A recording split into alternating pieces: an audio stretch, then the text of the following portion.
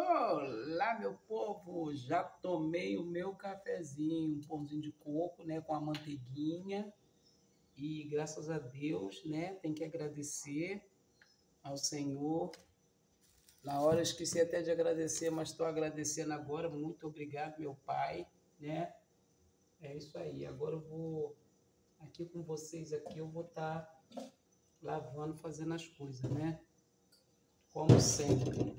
Qualquer hora dessa eu vou comprar farinha de trigo e vou ensinar. Ensinar não, né? Quem é que não sabe cozinhar hoje, né, gente? Tem que ser muito banana para não saber cozinhar, né? Cozinhar eu cozinho legal. E não aprendi, não foi no YouTube não, tá?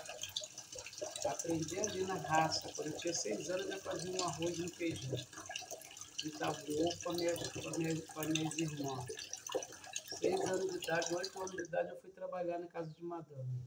Porque eu gostava muito de sandália e meu pai não comprava para mim. Aí tinha uma vizinhazinha que falava assim: vamos, Andréinha, passar umas fraldinhas na casa da Dona Glorinha. Rimou, né, gente? Vamos, Andréinha, passar umas fraldinhas na casa da Dona Glorinha. Aí quando chegava lá, eu passava as fraldas todas, já não tinha mais nada para me fazer. Aí para poder, assim, compensar o tempo dela, para me poder vir junto com ela, né? Porque eu era uma criança abençoada. Poder vir junto com ela, eu escutava não, o marido dela batia, brigava muito com ela, Dona Glorinha. Era Dona Carmen não, Dona Carmen era uma pessoa que abençoada, o marido dela não brigava com ela. Ela em casa também, saía da minha casa para poder ir para a casa dos outros, para poder ficar escutando briga de casal, né? Muita briga, se trancava no quarto, brigava muito. Isso aí eu nunca mais esqueci. Então, como é que vai esquecer? Violência em casa, violência onde vai, quer dizer que a violência não vem dos humildes só.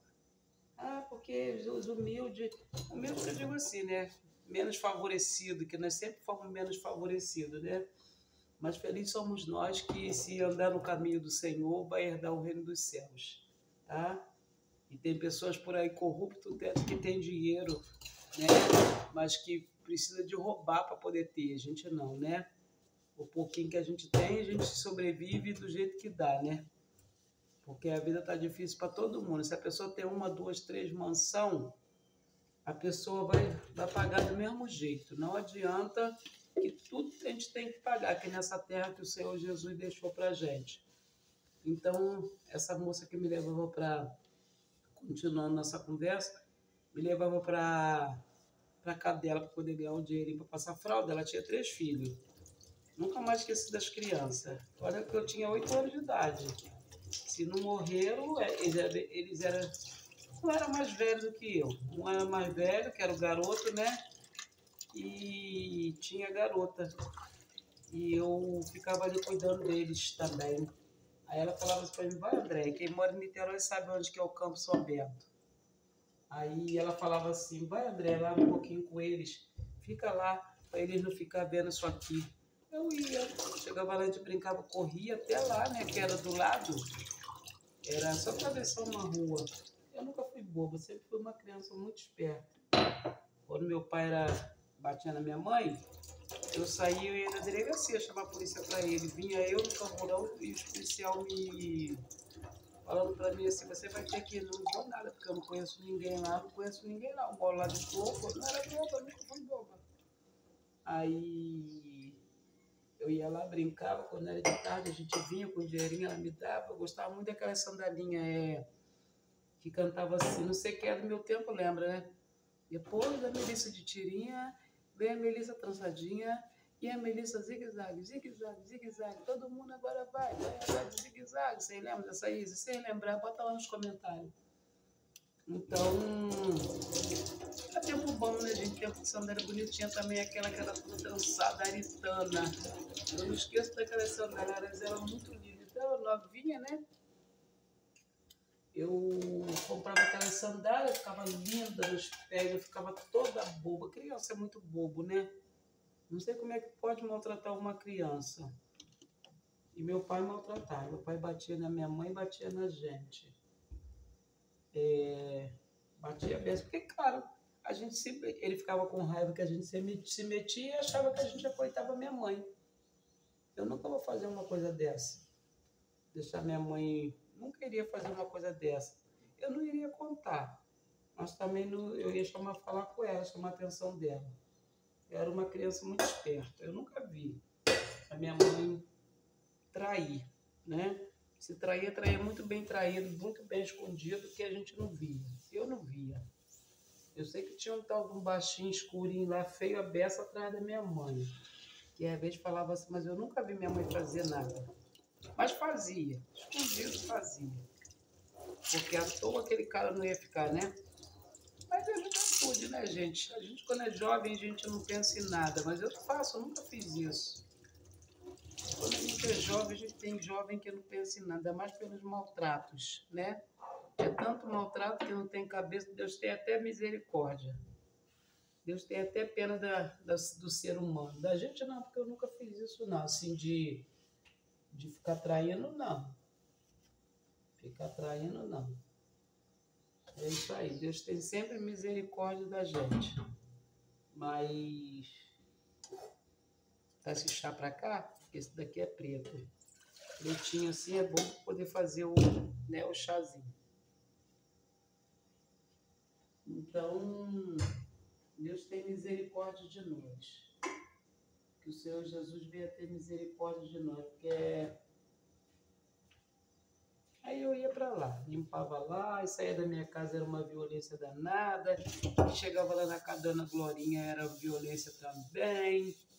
Sabe? Não sei como é que pode. Depois fala que é só humilde que passa por isso e que dá filho para homem. Ela tinha 3 filhos, esse cara.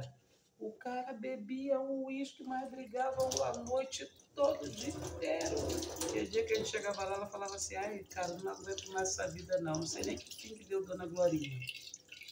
Mas ela era legal. Nem lembro quanto que eu ganhava lá para poder passar fralda. Era muita fralda, hein? Mas eu era muito esperta, eu sempre fui. Sempre fui. Aí ia lá, passava minha fraldinha, saía com meu dinheirinho. Aí eu comprava também umas coisinhas para minhas irmãs, né? Aí eu também, quando eu morava lá em Niterói, teve uma época que eu mudei para Tenente Jardim. É, Tenente Jardim mesmo, é lá.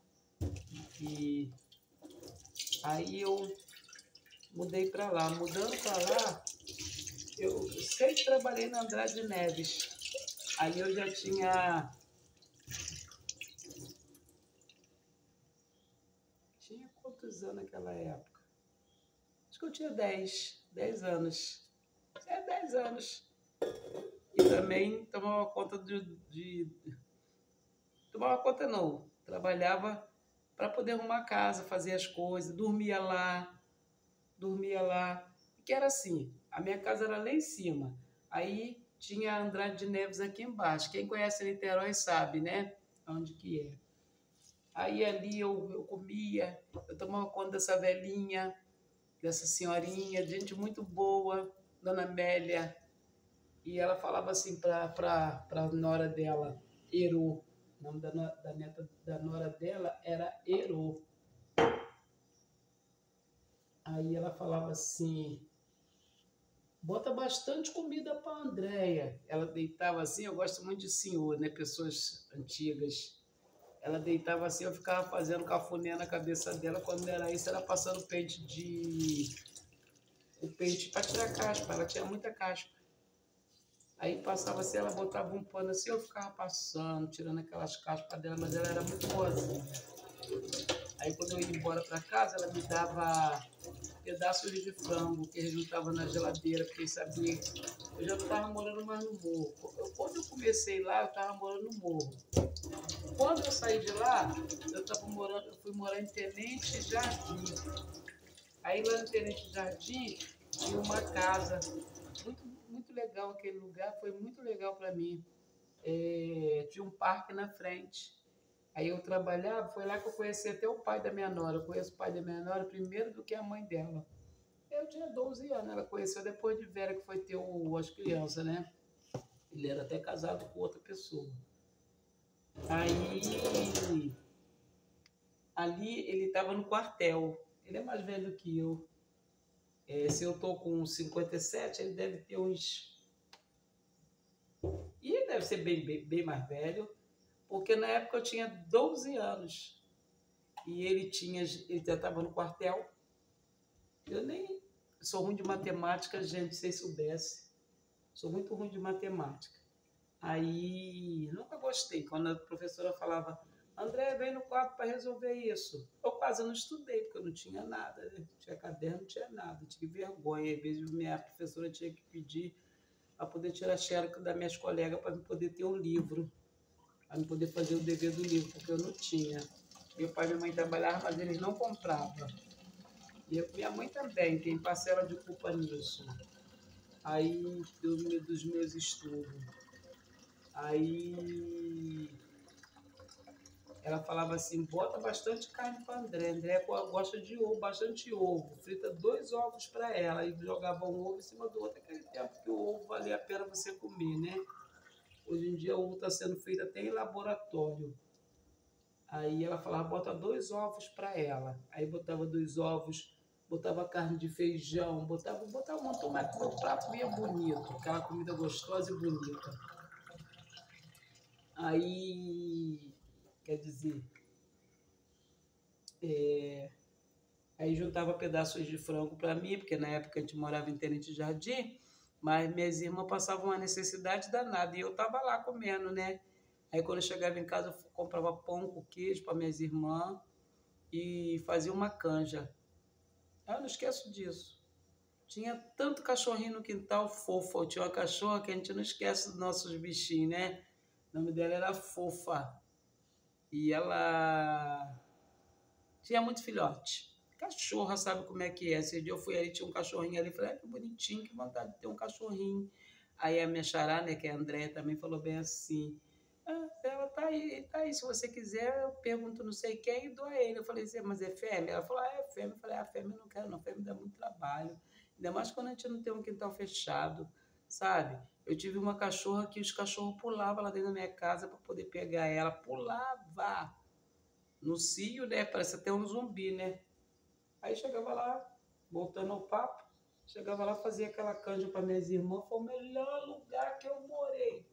Eu posso, até hoje eu não sei dizer para vocês qual foi o melhor lugar que eu morei. Agora eu estou lembrando, foi Tenente Jardim, naquela época que eu tinha 12 anos de idade. Entendeu? Era muito bom lá, gente. Logo de frente, era na beira da rua, logo de frente tinha um parque. Aí eu conheci o pai da minha nora lá. Nunca tive nada com ele, nunca tive. Ele gostava muito de mim, mas era como amiga. E eu também dele, né? Ele... que amizade de homem é melhor do que amizade de mulher, né? Ou eles gostam ou eles desgostam. Mulher não, fica com falsidade, né? Bota lá nos comentários. Mulher falsa.